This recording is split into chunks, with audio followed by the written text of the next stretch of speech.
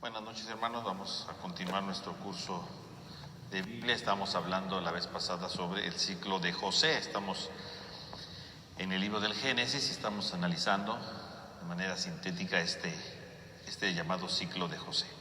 Entonces ya hemos analizado en primer lugar la presentación de los personajes, ya hablábamos de José, de sus hermanos, y veíamos cómo José después es llevado precisamente en cautiverio, ¿verdad? Es llevado en cautiverio a la tierra de Egipto, y vemos cómo estando ahí en Egipto empieza a subir, ¿no? Empieza a tener ciertos privilegios, empieza a tener ciertos elementos que le van ayudando a seguir adelante, ¿no? Y vemos cómo, aunque pareciera, ¿verdad?, que lo habían vendido como esclavo, que le iba a ir mal en la vida, a pesar de eso, no, al contrario, empieza a tener éxito, ¿no? Empieza a tener frutos en su vida, ¿no? Empieza a dar grandes pasos al punto que queda como uno de los principales empleados de uno de los servidores del faraón, ¿no? Entonces va muy bien. Y veíamos que empieza a subir, ¿verdad? Empieza a tener estos grandes elementos, pero repentinamente, decíamos, la mujer, ¿verdad?, de este funcionario le dice, ¿no? Tiempo más tarde, la mujer de su señor se fijó en José y le dijo: acuéstate conmigo. Entonces, finalmente parecía que todo iba muy bien con José, que iba viento en popa todo, pero resulta ser que esta mujer entonces se le empieza a insinuar, ¿no? Y pues es la esposa del principal, ¿verdad? Es la esposa de su jefe, ¿verdad? Y entonces empieza la gran disyuntiva, ¿no? ¿Qué es lo que piensa hacer José ante eso, ¿no? ¿Qué es lo que él planea, ¿no? ¿Cederá a esta mujer o no cederá? Y entonces vemos cómo empieza toda esta situación dramática, ¿verdad?, de su ascenso, porque esta mujer pues empieza a ser una piedra de tropiezo, ¿no? Entonces vamos a leer esta idea general, ¿no?, que presenta aquí el libro del Génesis, ¿no? Y entonces dice, Génesis 39, ¿no? Entonces dice, versículo 7, ¿no? Tiempo más adelante sucedió que la mujer de su señor se fijó en José y le dijo: acuéstate conmigo. Pero él se rehusó y le dijo a la mujer de su señor: mira, mi señor no me controla nada de lo que hay en su casa, y todo cuanto tiene me lo ha confiado. ¿No es él mayor que yo en esta casa? Y sin embargo no me ha vedado absolutamente nada, más que a ti misma, pues tú eres su mujer. ¿Cómo es que entonces voy a hacer este mal tan grande pecando contra Dios? Ella insistía en hablar con José día tras día, pero él no accedió a acostarse con ella. Hasta que cierto día entró él en la casa para hacer su trabajo y coincidió que no había ninguno de casa allí dentro. Entonces ella le asió de la ropa, diciéndole: acuéstate conmigo. Pero él, dejándole la ropa en la mano, salió huyendo fuera. Entonces ella, al ver que había dejado la ropa en su mano, huyó también fuera y gritó a los de su casa diciéndoles: miren, nos ha traído a un hebreo para que se burle de nosotros. Ha venido a mí para acostarse conmigo, por eso he gritado. Y al oírme levantar la voz y gritar, ha dejado su vestido a mi lado y ha salido huyendo fuera. Ella depositó junto a sí el vestido de él hasta que vino su señor de la casa y le repitió lo mismo: ha entrado a mí ese siervo hebreo que tú nos trajiste para abusar de mí. Por eso yo he levantado la voz y he gritado, y he dejado esta ropa junto a mí y ha huido fuera. Al oír su señor las palabras que acababa de decir su mujer: esto ha hecho conmigo tu siervo, se encolerizó. Y el señor de José mandó que lo prendieran y lo metió en la cárcel, en el sitio donde estaban detenidos los del rey. Y ahí se quedó José en presidio. Pero Yahvé asistió a José y lo cubrió con su misericordia, haciéndole que se ganara el favor del jefe de la prisión. Él le confió a José todos los detenidos que había en la cárcel y todo lo que se hacía allí. El jefe de la prisión no controlaba absolutamente nada de cuanto administraba José, ya que Yahvé le asistía y le hacía prosperar todas sus empresas. Bueno, entonces ahí tenemos esta situación dramática que ahora va a vivir José, ¿verdad?, por culpa de esta mujer, ¿no? Entonces podemos ver cómo José, de entrada, cuando esta mujer empieza ahí a darle lata, él dice que la rechaza, ¿no? Y en primer lugar la rechaza diciéndole: yo no puedo traicionar a mi amo. Si nos damos cuenta, entonces José es una persona que está siendo leal, ¿no? A comparación de su padre Jacob, ¿verdad? Que todas las tranzas que hacía, él no, él decide no ser así. Él cambia totalmente. Podemos ver cómo entonces José, después de que fue vendido, obviamente pues la historia es muy sencilla, ¿verdad? Nos va narrando cosas rápidamente, pero seguramente José durante todo este tiempo ha ido mentalizándose en cosas, ¿verdad? Ha ido reflexionando. Y quiere decir que José está madurando. Por eso cuando le dice, a ver, ¿verdad? Acuéstate conmigo, él dice, no, claro que no. Porque yo tengo permitido todo, o sea, aquí el dueño me ha dado permiso de hacer todo lo que yo quiera, todo. No tengo nada prohibido, más que tú, ¿no? Porque tú eres su mujer, pero de ahí en fuera yo no tengo nada prohibido. Yo no voy a traicionar precisamente a mi amo. Yo no lo voy a traicionar. Primero que nada no lo voy a traicionar, porque yo no voy a romper su confianza en él. Por lo tanto, quiere decir que José está transformando su vida, ¿no? Porque José realmente no quiere caer en ningún tipo de situación negativa, ¿no? No quiere traicionar a nadie, ¿no? Y entonces termina poniendo a Dios, ¿no? Dice, porque yo no voy a hacer este mal tan grande pecando contra Dios. Y entonces el sustento de su afirmación es, o sea, no solamente no lo voy a traicionar porque es mi amo, sino no lo voy a traicionar porque esto es un pecado contra Dios. No voy a escuchar tu voz. Y fíjense, esto es muy importante porque esto nos lleva entonces al primer libro del Génesis, ¿no? En el primer libro del Génesis, ¿verdad? Perdón, en los primeros capítulos del Génesis, el Génesis es el primer libro, ¿no? En los primeros capítulos del Génesis, cuando empieza el pecado, ¿cuándo comienza el pecado? Precisamente cuando escuchan la voz de la serpiente, ¿no? Que decíamos que era la voz de una criatura, ¿no? Cuando escuchan la voz de una criatura, ¿no? Y deciden hacerle caso a lo que dice la criatura y no a lo que dice Dios.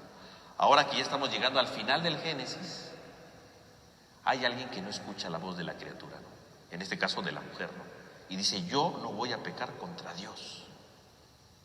Justamente se está revirtiendo todo lo que comenzó, ¿no? Empezó todo escuchando la voz de una criatura representada ahí por la serpiente. Ahora es una serpiente, ¿verdad? La mujer, ¿verdad? Pero es lo mismo, es una criatura que está hablando, ¿no? Y dice, yo no voy a pecar contra Dios. Quiere decir que el hombre que va madurando en la vida es capaz de comprender cuál es la voz de Dios. Quiere decir que en medio de esta situación de que está viviendo José se da cuenta que lo que está viviendo pues finalmente es parte de la acción de Dios y él no puede traicionar a Dios. Quiere decir que podemos decir que José es justamente lo contrario de Adán, ¿no? Mientras que Adán peca, José no peca. Mientras que Adán, ¿verdad? Y Eva escucha la voz de una serpiente, él no quiere escuchar la voz de la serpiente, ni la voz de la mujer, porque se acuerdan cuando Dios le dice al hombre, ¿verdad? Por haber escuchado la voz de tu mujer, ¿no? Aquí él no escucha la voz de la mujer. Yo no voy a pecar contra Dios. Se puede ver como entonces como al final del Génesis, ¿verdad? Se van poniendo elementos para ver que lo que se perdió al inicio de la creación, hay un camino, ¿no? Porque se está cayendo en la conciencia del mal, se está cayendo en la conciencia del pecado. El hombre puede cambiar, el hombre se puede transformar, se está revirtiendo todo. Por lo tanto, el libro de Génesis por eso es todo un conjunto, ¿no? Desde el inicio hasta el final. Vean cómo lo que empieza con el pecado al final ya no es, puede vencer el pecado, ya no escucha esa voz, ¿no? Y entonces él rechaza totalmente a la mujer, ¿no? Y aunque ella sigue, ¿verdad?, insistente, él siempre la rechaza. El problema está, dice, el día que fue a la casa y no había en ese momento ningún empleado, ¿no? Es cuando entonces ella se aprovecha, ¿no? Y entonces ocurre algo muy curioso porque es parte de la historia de José, ¿no? ¿Verdad? Le dice de nuevo, ¿verdad?, acuéstate conmigo, y entonces lo agarra de la ropa, él se echa a correr y dice que le deja la ropa. Si nos damos cuenta, esa es toda la problemática de José, ¿no? Todo empezó con la ropa, ¿no? Tenía su túnica de mangas largas y bueno, ahí está. Al final, ¿verdad?, cuando lo agarran sus hermanos, ¿verdad?, antes de que lo vendan, ¿verdad?, dice que rápido, ¿verdad?, le quitan la ropa, ¿no? Le quitan esa ropa que había causado todas las envidias, ¿no? La túnica de mangas largas, le quita la ropa. Y ahora de nuevo, ¿verdad?, está con esta mujer que lo quiere hacer pecar y entonces lo agarra y prefiere quitarse la ropa, ¿verdad?, para escaparse. Y entonces ahí está de nuevo, se vuelve a quedar con la ropa. Se vuelve a repetir la historia. Nada más que hay una diferencia, ¿no? En la época, con sus hermanos le quitan la ropa por envidia, ¿no? ¿Verdad? Y entonces por todo lo que él había provocado, porque también habíamos dicho, no es que José era un niño muy dulce, ¿no? Él se creía superior a sus hermanos, ¿no? Y por eso se había provocado tanta cosa. Ahora en este caso no es porque él provoca la envidia, sino ahora es la envidia de la mujer. Es distinto, ¿no? Pero lo mismo, le quita la ropa, ¿no? Y así como después de que le quitó la ropa, perdió su libertad, ¿no? Porque lo vendieron como esclavo. igual ahorita, ¿verdad? Le van a quitar le quita la ropa y obviamente va a pasar lo mismo. Va a volver a perder su libertad porque lo van a llevar de nuevo preso porque se quedó ahí, ¿no? Entonces, si ustedes se dan cuenta, es la misma imagen, ¿no? La misma idea. Todo empezó con la ropa, en la esclavitud, otra vez va a regresar a la cárcel quitándole la ropa, ¿no? Es la misma idea, ¿no? O sea, es parte de la historia de José, ¿no? Es parte de esto. Pero claro, por un lado, decíamos que el otro era de envidia, este es de libertad, porque José aquí no quiere pecar, ¿no? En el otro estaba pecando de soberbia, aquí no quiere pecar y deja la ropa. Entonces es un cambio, aunque es la misma idea, la ropa que lo lleva a la esclavitud, pero la otra era la ropa que perdió porque era vanidoso, porque era soberbio. Ahora perdió la ropa porque es bueno, porque no quiere pecar, porque no quiere hacer el mal, ¿no? Quiere decir que hay un avance en José. Va a regresar a la esclavitud porque lo van a meter de nuevo a la cárcel, pero ahora él es inocente. Con sus hermanos no era tan inocente como parecía, ¿no? Porque él había provocado muchas cosas ahí. Pero ahorita él sí es inocente. Entonces podemos ver aquí una transformación de José. Se le vuelve a quitar la ropa, pero ahora es libre y es inocente. Quiere decir que José está madurando, ¿no? Quiere decir que José está transformando su vida. Quiere decir que José ya no es el mismo de antes, ¿no? Ahora sí está transformando su vida, ¿no? Y entonces se empieza a gritar la mujer, ¿verdad? Dice que gritó, ¿verdad? Vinieron los empleados, se quedó con la ropa, dice, hasta que viniera su señor. Y dijo, ese siervo hebreo que tú nos trajiste. Fíjese qué curioso. Primero que nada le dice siervo hebreo, le dice hebreo. Y la palabra hebreo obviamente hace referencia a los hebreos, pero si nosotros vemos el contexto en el que está José metido y tratamos de entender el tiempo, no en el que se escribió, no en el que se escribió este texto, sino el tiempo al que refiere, ¿verdad? Justamente esto de hebreo, porque decir siervo hebreo tiene una reminiscencia muy antigua. Un hebreo en los tiempos en los que se va narrando la historia de José, ¿no? Son tiempos en los que un hebreo es alguien que es marginado, porque es mal visto, es alguien inferior, es alguien que no tiene dignidad. Por lo tanto, decirle siervo hebreo, en el fondo está diciendo, no es cualquier siervo, no es cualquier esclavo, es un hebreo, es alguien que no vale la pena. Quiere decir que la mujer está comparando a su esposo con el hebreo. No le dice tu siervo o el esclavo, no, le dice hebreo, porque hebreo es de la escala social lo más bajo que puede existir. Como diciéndole, mira, tú eres el señor de esta casa y este hebreo quiso abusar de mí. O sea, el más bajo de los bajos quiso ponerse en tu lugar. O sea, es una manera de decirle a su esposo, mira, este señor tan bajo, se quería creer como tú. Y le está dando entonces el lugar más bajo que puede tener José, ¿no? Siervo hebreo. Pero fíjese qué curioso, dice, este siervo hebreo que tú nos trajiste. Fíjese cómo, por un lado, José rechaza el pecado, ¿no? No escucha la voz de la mujer. Pero fíjese cómo la mujer se defiende de su pecado, porque en realidad la pecadora aquí, el pecador no es José, la pecadora es la mujer. ¿Cómo se está defendiendo la mujer? Igualito que Adán. Cuando le dice Dios, a ver, ¿por qué comiste de este fruto? ¿Qué le dice Adán? La mujer que tú me diste, ¿no? Y aquí es parecido, ¿no? El siervo que tú trajiste, como diciendo, si esto pasó por tu culpa, ¿para qué traes este siervo, no? O sea, aquí dice que la mujer está disculpando de su pecado, porque la pecadora es ella, está disculpando, y se está disculpando de su pecado, no solamente culpando al siervo, a José, ¿no? Sino culpando a su esposo, ¿no? El que tú trajiste. Quiere decir que el pecado siempre es igual, ¿no? Siempre culpamos a los demás para no reconocer nuestras culpas, ¿no? Entonces la culpa de quién es del siervo, pero no solamente del siervo, también es tuya porque tú lo trajiste. Es una manera de defenderse para no reconocer su pecado, ¿no? Fíjese cómo las mismas palabras de la mujer la delatan como la verdadera culpable, ¿no? Ella es la que está defendiendo, está buscando pretextos, ¿no? Para que no le descubran su pecado. Y entre esos pretextos no solamente le culpa a José, también culpa a su esposo, el que tú trajiste, ¿no? Y algo muy importante es que sí, está hablando con su esposo, pero curiosamente el texto nunca dice que llegó el esposo, dice llegó el señor de la casa. El señor, no le llama esposo.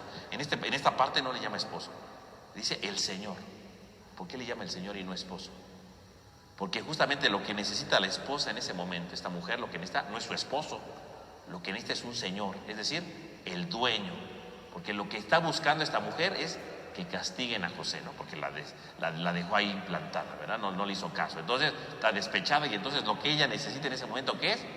Al señor de la casa, al que lo puede castigar. No quiere a su esposo.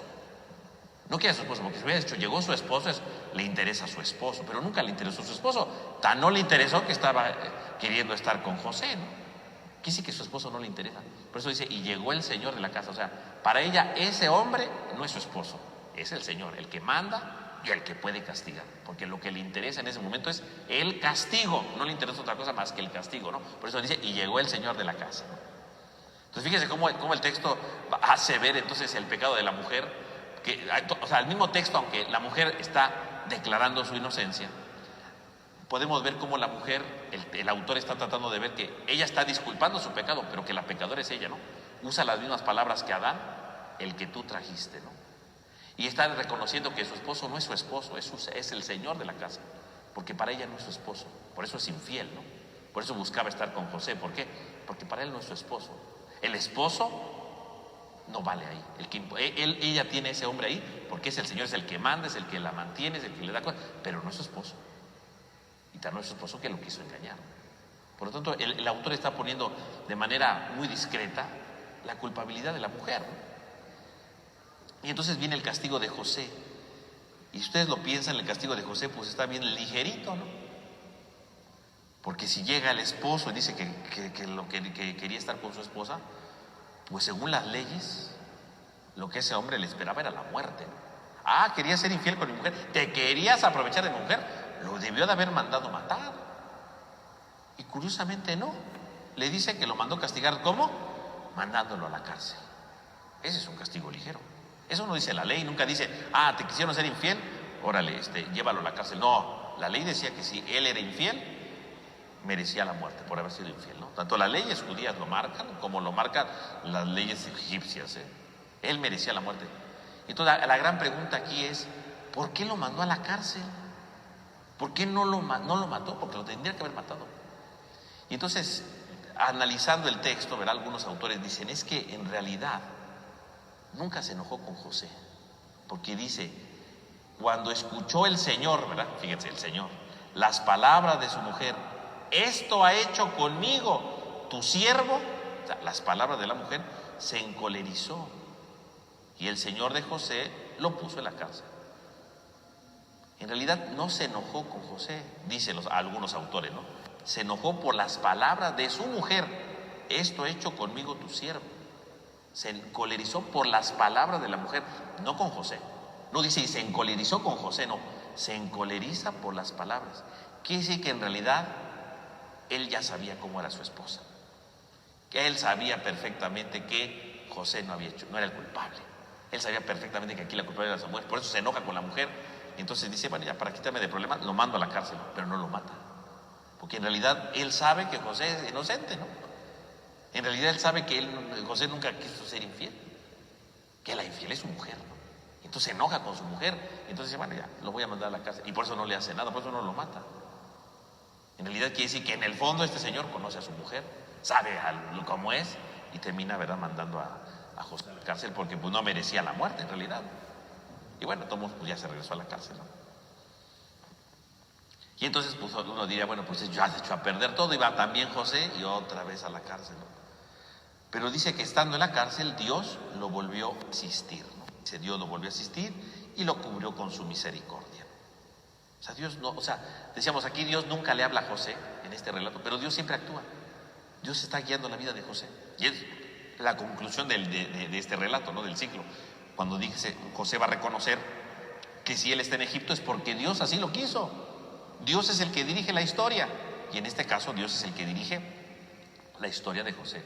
Dios es el que dirige la vida de José. No tiene que esperar más, ¿no? Entonces Dios lo va guiando, Dios lo va acompañando, Dios lo va iluminando, ¿no? Y Dios, dice, lo cubrió con su misericordia, ¿no? Y entonces regresa ahí a la cárcel y podemos ver cómo está ahí. Pero curiosamente ocurre algo muy interesante. Y es que José no dice nada. No dice que lo manden a la cárcel y vaya ahí echando pestes. Yo ni tenía la culpa, mugre vieja, ojalá se muera. No vemos que está ahí José diciendo cosas, ¿no? Curiosamente, en esta parte, después de que lo mandan a la cárcel, José no dice nada. Y estando en la cárcel, José no dice nada. José se queda en silencio.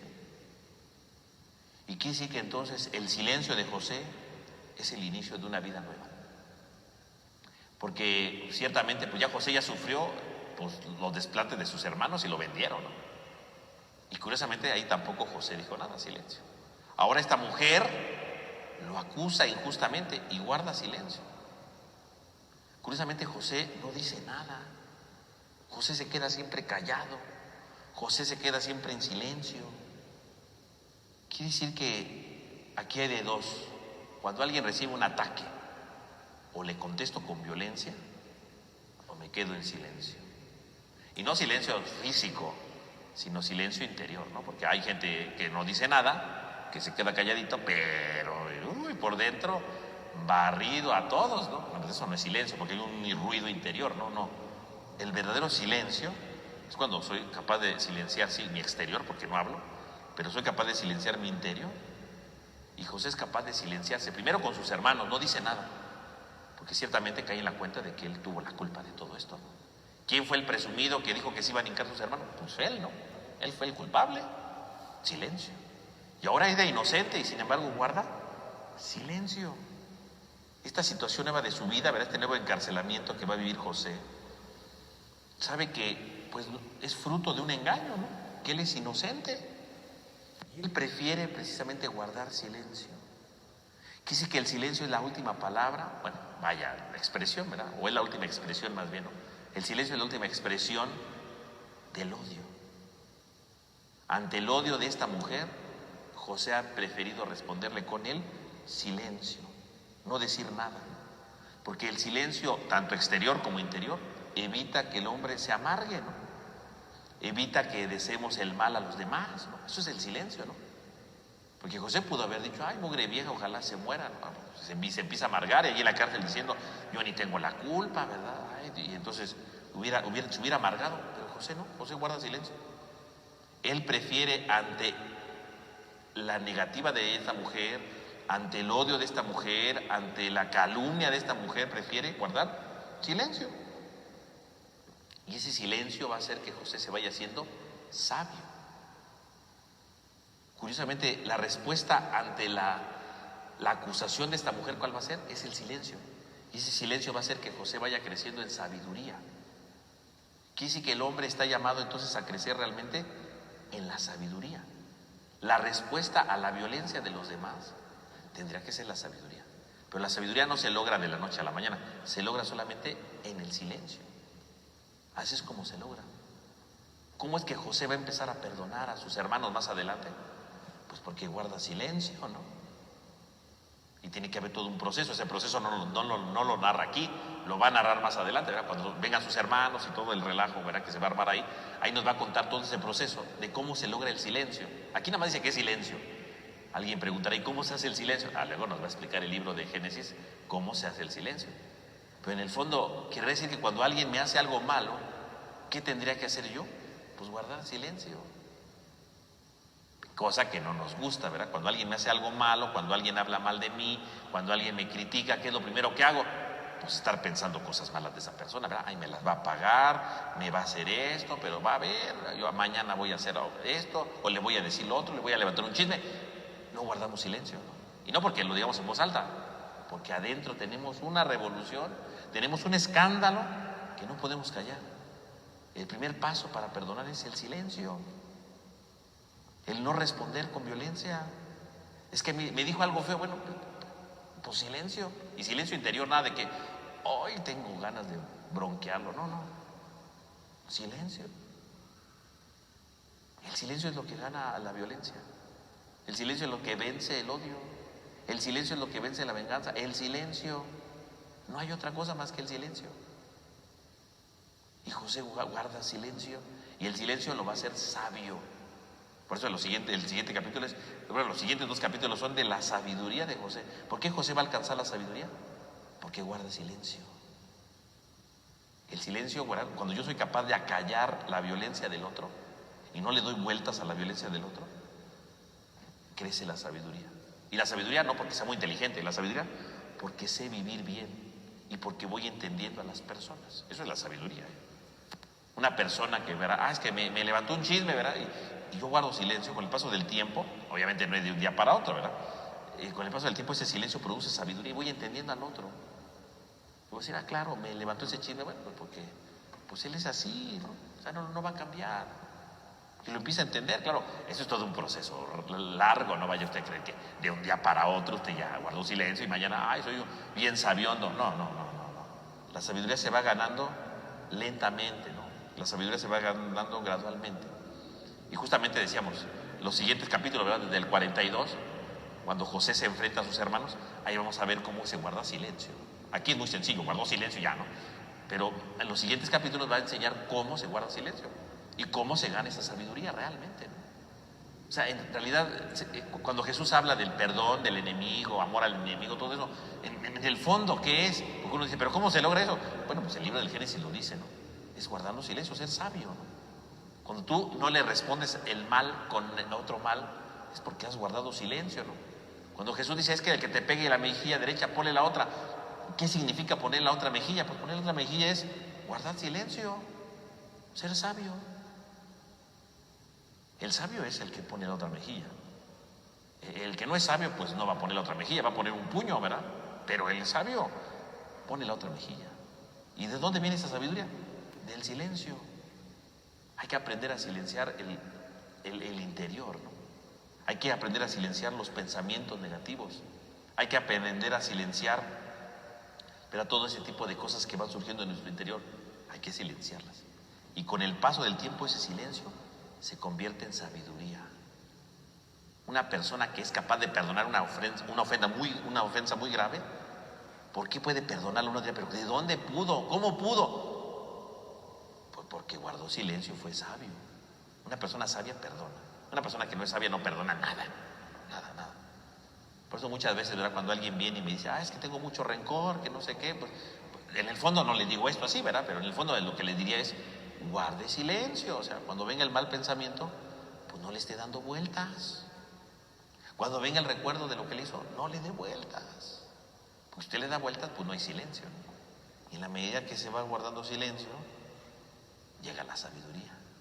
Y José se está haciendo sabio. O sea, de hecho, la historia de José es la historia de un hombre sabio. ¿Y por qué se hizo sabio?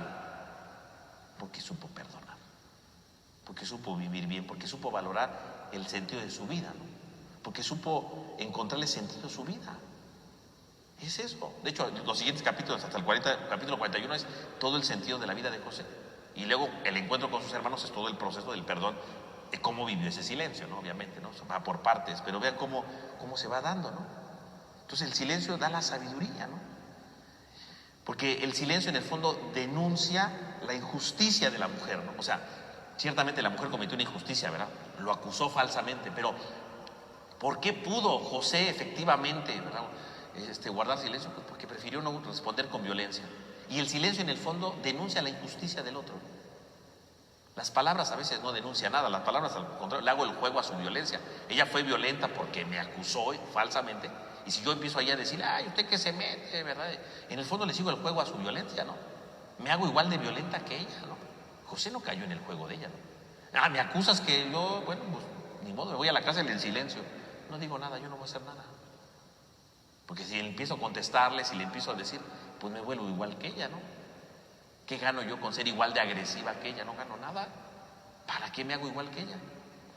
José se queda callado para que brote esa sabiduría y, por supuesto, denuncia con el silencio su injusticia. Y, por supuesto, este silencio va frenando el mal. El mal solamente se frena con el silencio, no se frena con más mal. ¿Cómo frenan el enojo del otro? Peleándome con el otro, pues eso no frena nada. El enojo, ¿verdad?, del otro lo freno en silencio, evitando las ofensas. Es que me ofendió, yo lo voy a ofender. Bueno, pues ya olvídenlo, ya es un escandalero eso, ¿no? No, es que me ofendió, pero yo no le voy a contestar. Pues se frena la violencia, ya no puede más, ¿no? Aunque el otro diga, cobarde, ¿verdad? No me contestas, bueno, que diga lo que sea, ya no hay más ofensa, ¿no? Puede ofenderme, pero yo no lo voy a ofender al otro, ¿no? En el fondo el silencio, ¿verdad?, es el que pone los cimientos para el perdón. Y no habrá perdón si no hay silencio. Una persona que dice, yo no puedo perdonar, pues que sí, que nunca ha estado en silencio, ¿verdad? Que sigue dándole vueltas y vueltas y ofendiendo y lamentándose y maldiciendo. Pues no hay silencio. Si usted dice es que yo no puedo perdonar a alguien, piense si usted ha guardado el silencio interior de todo lo que le pasa, ¿no? O exterior, ¿verdad? Porque algo nos encanta estar contando a todo el mundo lo que nos hicieron los demás, ¿no? Mientras no guardemos el silencio, nunca lo va a perdonar, ¿eh? Si usted tiene un resentimiento así enorme, ¿verdad? Y es que no puedo perdonar a mi suegra, ¿verdad? Pues es que a lo mejor usted no ha guardado silencio, ¿verdad? El silencio es él. Entonces la sabiduría de José pues refleja justamente que la sabiduría de José brota de ese silencio y refleja justamente que es la mejor respuesta ante el odio, ¿no? Ante la perversidad de la mujer está el silencio, ¿no? Entonces, quiere decir que José es entonces el grande hombre sabio. O sea, José va a perdonar porque se hace sabio, ¿no? Y la sabiduría brota de este silencio, ¿no? Y esta sabiduría va creciendo cada vez más, ¿no? Porque entonces, en el capítulo 40 y en el 41 empieza el tema de los sueños, ¿no? Dice que el faraón tuvo un sueño, ¿verdad? Y José se lo va a interpretar. Y en el capítulo 40, ¿verdad? También nos habla de el sueño de dos personajes, ¿no? Del copero y del panadero. Pero ¿qué son los sueños? Porque antes de entender que José, porque decimos, José interpreta los sueños, ¿saben? José interpreta, pero ¿qué son los sueños en la Biblia? ¿A qué se refieren los sueños? Entonces, en el capítulo 40 y en el 41 va a volver a tocar el tema de los sueños, ¿no? Que ya lo habíamos tocado al principio cuando José tuvo sus sueños. Pero ahí José tuvo el sueño y empezó él ahí a minusvalorar a sus hermanos y por eso se enojaron. Pero aquí los que van a tener sueños son otros personajes. ¿Qué significan los sueños en la Biblia? Porque esto es bien importante que nosotros lo entendamos. ¿Qué son los sueños? Los sueños no son, ¿verdad? Como hoy día, ¿verdad? El subconsciente del hombre, no. Los sueños en la Biblia es sobre todo el misterio de Dios. Cuando alguien sueña algo en la Biblia, significa que es el misterio de Dios. Es Dios que está hablando, ¿no? El sueño es el medio por el cual Dios se relaciona con el hombre para revelarle algo. Esos son los sueños. Entonces, cuando en la Biblia veamos, ¿verdad?, que soñó alguien, Dios está hablando con esa persona, ¿no? Entonces, los sueños son un recurso simbólico en la Biblia, ¿no? Para que hable Dios en la historia y le dé sentido a la historia. Dios habla por medio de sueños, pero no solamente para contar alguna cosita. Dios habla en los sueños para poder entender la historia, ¿no? O sea, por ejemplo, hablando de sueños, de San José, ¿no? Hablando de San José, el papá de Jesús, ¿no? Cuando se entera que su esposa, ¿verdad?, está embarazada, ¿no? Y entonces le habla en sueños, ¿verdad? Y dice que en sueños aparece un ángel y le dice, recibe a María. Es Dios que le está interpretando la historia. La historia ¿cuál es? José está comprometido y su esposa está embarazada. Y uno podría pensar humanamente, bueno, pues María me fue infiel. Y dice, la voy a dejar en secreto. Dios le habla en sueños para decirle el sentido de la historia, ¿cuál es? Tú vas y tomas a tu esposa porque ese hijo es el hijo de Dios, ¿no? Punto. Dios le va dándole sentido a la historia de José. Y San José puede ir y tomar a María como su esposa. ¿Por qué? Porque Dios le habló en sueños. Los sueños sirven para que el hombre entienda el sentido de la historia. Dios habla en la Biblia, en los sueños, para que el hombre entienda la historia. Para que en los momentos más oscuros de su vida, Dios le dé una luz. Dios es el que va hablando en la historia, ¿no? Por lo tanto, los sueños son los medios con los cuales habla Dios. A veces, como el sueño de San José, es muy fácil, ¿no? Porque el ángel le dijo lo que tenía que hacer. Pero a veces los sueños en la Biblia son difíciles, ¿no?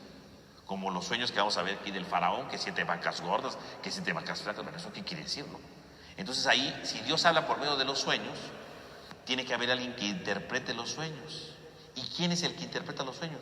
El que interpreta los sueños es el que es capaz de entender el misterio de Dios. No cualquiera interpreta un sueño en la Biblia, ¿no? Sino solamente el que conoce el misterio de Dios, el que sabe descifrar los signos divinos. Por lo tanto, el que descifra los sueños en la Biblia no solamente es interpretar cositas, ¿no?, curiosas, ¿no? Como hoy día, ¿no? Soñé con una vaca, quiere decir que tienes que ponerte a dieta. No, esas son cosas jaladas de hoy día, ¿no? No, los sueños en la Biblia no se refiere a eso, ¿no?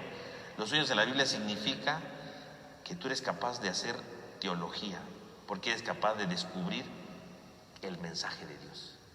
Entonces José va a ser capaz de interpretar los sueños del faraón y de aquellos, ¿verdad?, del copero y del panadero. ¿Por qué? Porque José es aquel que es capaz de interpretar la voluntad de Dios, porque conoce a Dios. No cualquiera puede interpretar sueños. ¿Quién interpreta los sueños? El que conoce a Dios. ¿Y quién conoce a Dios? Una persona sabia. José, en el silencio de su vida, se ha hecho sabio Y esa sabiduría le ha dado la capacidad de interpretar los sueños. ¿Por qué José puede interpretar los sueños? Porque José conoce a Dios. Porque José se ha dejado tocar por Dios. Y porque con el silencio ha entendido la vida a la luz de Dios. Él puede interpretar los sueños. Ese es el que interpreta los sueños. El que va entendiendo cómo Dios habla en la vida. Y va interpretando los símbolos porque sabe quién es Dios. Va descubriendo a Dios. Así que esto de interpretar sueños también puede sucederle hoy día a cualquiera. No porque usted entienda los sueños de los demás. No. Bíblicamente, ¿quién es el que interpreta sueños? El que va descubriendo la voluntad de Dios.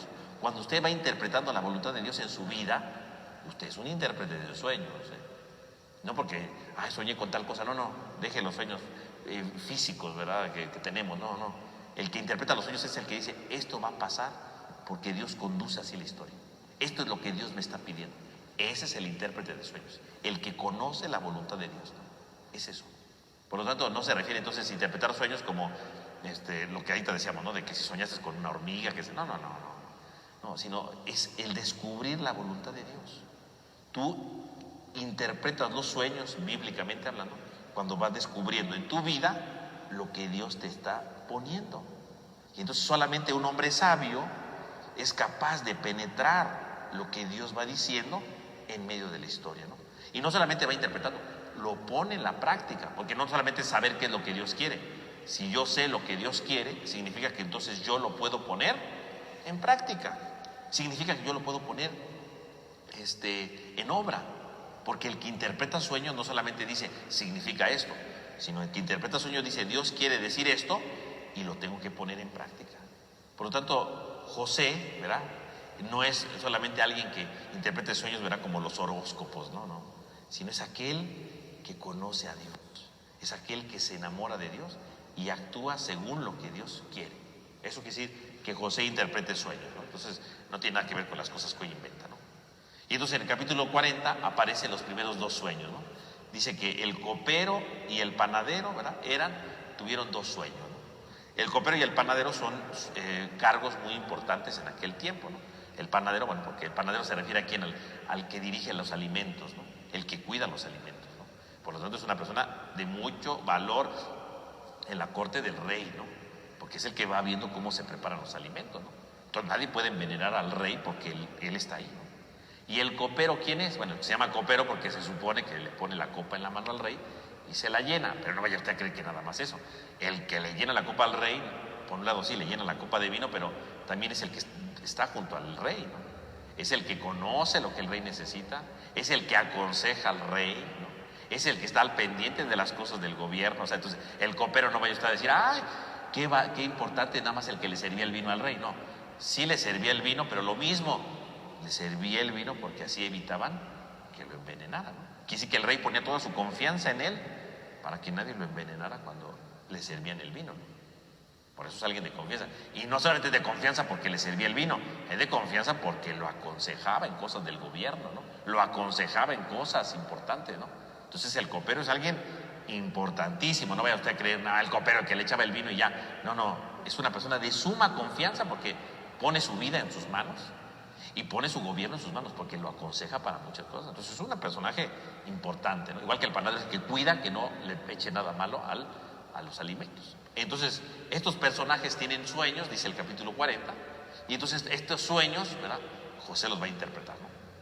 Pero fíjense que los va a interpretar y entonces ahí va a comenzar el ascenso de José, ¿no? La sabiduría de José, ¿en dónde está? En que sabe interpretar sueños, en que sabe reconocer la presencia de Dios en la vida de estos hombres, ¿no?, que son importantes. Y si sabe interpretar los sueños del copero, sabe interpretar los sueños del panadero, ¿qué significa? Que José sabe interpretar la voluntad de Dios en el gobierno, porque esos dos personajes son del gobierno. Estos dos personajes tienen influencia sobre el faraón, ¿no?, sobre el rey de Egipto. Por lo tanto, quiere decir que José no solamente está interpretando el sueño de ellos, está interpretando el futuro del imperio. Y luego va a interpretar, por supuesto, los sueños del faraón, ¿no? Y entonces ahí estará todo el esqueleto, ¿verdad?, de el futuro que le espera a Egipto, ¿no?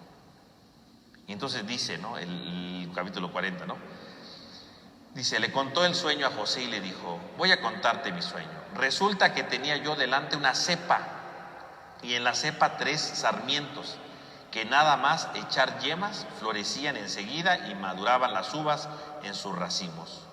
Yo tenía en la mano la copa del faraón, ¿no? Es el copero, y tomando aquellas uvas, las exprimía en la copa del faraón y las ponía en su copa. José le dijo: esta es la interpretación. Los 3 sarmientos son 3 días. Dentro de 3 días levantará el faraón tu cabeza, te devolverá tu cargo, ¿no? Porque estaban ahí en la cárcel, ¿no? Te devolverá tu cargo y pondrás la copa del faraón en su mano.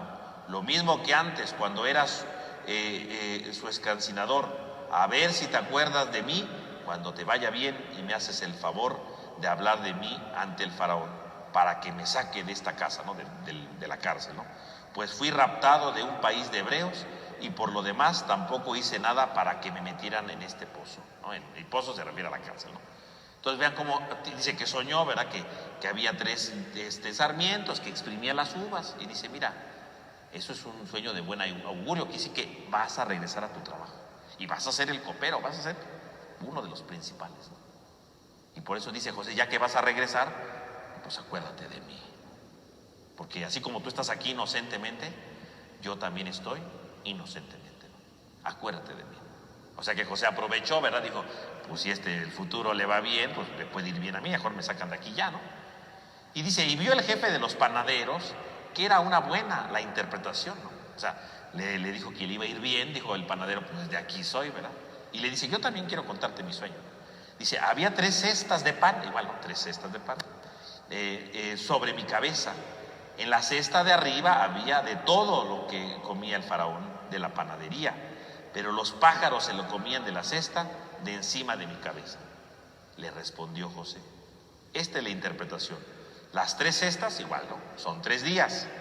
A la vuelta de 3 días el faraón levantará tu cabeza y te colgará en un madero, y las aves se comerán tu carne, la carne que te cubre. Pues al panadero no le fue bien, ¿verdad? Al copero le fue bien porque le dijo que le iba a recuperar su puesto, ¿verdad? Y va a ser el copero. Pero al panadero le dijo: no, es que eso que están comiendo las aves es a ti a quien te van a comer, porque te van a colgar. O sea que pues no porque interpretó bien el sueño, le fue bien al copero, le iba a ir bien al otro, ¿no? O sea, José dice: pues lo siento, amigo, pero pues ya, hasta luego, ¿no? Al tercer día, ¿verdad? Que era el natalicio del faraón, dio un banquete para todos, levantó la cabeza del jefe de los escarnecinadores y del jefe de los panaderos, ¿verdad? Y a él lo restituyó en su oficio como copero, poniéndole la copa en las manos del faraón, y al jefe de los panaderos lo colgó, como lo había interpretado José. Pero el jefe, ¿verdad?, de los escarnecinadores, el copero, no se acordó de José, sino que lo olvidó. O sea que de nada sirvió, pobrecito, ¿no? Pero bueno. Pero entonces, fíjese cómo entonces José va interpretando los sueños, pero no los interpreta para darles, ¿cómo se llama? Para hacerles buena suerte, para que sientan bonito, ¿no? José interpreta las cosas como son, ¿no? Tú vas a regresar a tu puesto, a ti te van a matar, punto, ¿no? O sea, José no anda ahí, le voy a decir algo bonito para que sienta bien, ¿no? O sea, José, pues ni modo, te van a matar, ¿no? O sea, José no anda engañando a la gente, las cosas como van, ¿no? Directo. Algo que puede llamar la atención de estos sueños es que, para variar, fueron 2 sueños. Ustedes se dan cuenta, siempre todos los sueños son en parejas, ¿no? Cuando José tuvo sueños, tuvo 2 sueños, ¿no? Primero cuando las espigas, ¿no?, que se recostaban, y luego la de las estrellas, ¿no?, que se inclinaban ante José, ¿no? 2 sueños. Y aquí son 2 personajes, cada quien con sus sueños, son 2 sueños. Siempre hay una pareja de sueños, ¿no? Los sueños siempre vienen en parejas, ¿no?, para la interpretación, ¿no?, para complementar, ¿no? O sea, ¿por qué hay 2 sueños? Porque lo importante es complementar las cosas, ¿no? Lo que dijo un sueño se complementa con el otro. En este caso se complementó con la desgracia, ¿no? En la vida a algunos les va bien y a otros les va mal, pero se complementa, ¿no? No todo es fácil, no todo es sencillo en la vida, ¿no? Va por eso, ¿no? Por eso siempre hay 2 parejas de sueño. Y luego en el capítulo 41 el faraón va a tener 2 sueños de nuevo, ¿no? 2 sueños, siempre van parejitas, ¿no? Siempre va ahí, ¿no? Entonces podemos ver cómo José en el fondo es un hombre sabio, porque sabe entender los sueños, ¿no? Sabe entender los sueños y no se anda con titubeos, no anda diciendo todo va a ir bien, todo nos va a ir perfecto. No, José sabe perfectamente las cosas, es un hombre sabio, y un hombre sabio dice las cosas como van. Digo, a lo mejor es muy cruel decir te van a matar en 3 días, ¿no? O sea, no es algo bonito. Yo creo que a nadie le gustaría que le dijeran en 3 días te van a colgar, pues no, ¿verdad? A nadie le va a gustar eso, pero en el fondo, ¿qué es lo que trata de dar a entender la escritura con eso? Que José es un hombre sabio que interpreta los sueños, por un lado. ¿Por qué sabe interpretar los sueños? Porque es sabio. porque ha sabido guardar silencio, porque sabe reconocer a Dios en su vida y sabe reconocer lo que le espera en el futuro a ellos. Pero al mismo tiempo significa que José, cuando interpreta las cosas, las interpreta bien y no esconde nada. Él habla de la realidad, tanto al que le puede ir bien como al que le puede ir mal. Y el que interpreta los signos de Dios descubrirá lo que es bueno y a veces lo que es malo, lo que a veces va bien y a veces lo que va mal. Cuando uno interpreta los sueños, decíamos, cuando uno va descubriendo lo que Dios nos dice en la vida, no es que Dios nos va a decir siempre cosas buenas, también descubro las cosas negativas, ¿verdad? No andamos con tapujos de, ay no, como yo estoy con Dios siempre va a ir bien, no. El que interpreta las cosas también dice, no, pues aquí va a ir mal, porque esto no está bien, porque esto no es adecuado, porque esto no se debe de hacer, y dice las cosas, ¿no? Y denuncia, ¿no? Finalmente José es un hombre sabio, es un profeta, y un profeta anuncia las cosas buenas, pero también denuncia las malas. A este hombre le tocó morir, bueno, pero en el fondo significa que en la vida hay cosas malas, y el que interpreta sueños tiene que interpretarlas también, incluso cuando sean las cosas negativas que pueden pasar, ¿no? Entonces ese es el verdadero intérprete de sueños. El intérprete de sueños no solamente va a anunciar cosas buenas, también malas. Digo, aquí es la idea de la muerte del pobre panadero, bueno, pobrecito, pero en el fondo, ¿qué significa? Que también va a decir, te va a ir mal porque no pones las pilas, ¿no? Esto que haces está mal, ¿no? El Juan Bautista, ¿no? No está permitido que estés con la mujer de tu hermano, ¿no? Lo malo, ¿no? Hay que decir las cosas malas también. El que interpreta sueños, el que va descubriendo la voluntad de Dios, anuncia, pero también denuncia y ha de conocer lo negativo de la vida, ¿no? Y José lo tiene que decir, y va a pasar igual con el faraón, ¿no? Y tiene que decir las cosas como deben de ser. Ese es un verdadero hombre sabio, cuando sabe reconocer la acción de Dios, tanto en las cosas positivas como en las cosas negativas de la vida. Bueno, pues aquí le vamos a dejar porque ya se acabó el tiempo, ¿verdad? Y ya por la próxima semana continuaremos hablando ahora sobre el sueño del faraón, ¿verdad? Y las consecuencias de esto, ¿no? Entonces vamos a terminar con una oración. En el nombre del Padre, del Hijo, del Espíritu Santo. Amén. Amén. Te damos gracias, Señor, porque nos has reunido en esta noche. Te pedimos para que nos ayudes también a ir interpretando nuestras vidas a la luz de tu presencia. Ayúdanos a reconocer lo que nos pides, las exigencias que requieres en nuestra vida, para que así vayamos dando la respuesta y vayamos, que tú quieres, y vayamos así construyendo el reino de los cielos. Te lo pedimos a ti que vives y reinas por los siglos de los siglos. Amén. En el nombre del Padre, del Hijo y del Espíritu Santo. Amén. Tengan todos una buena noche, que descansen.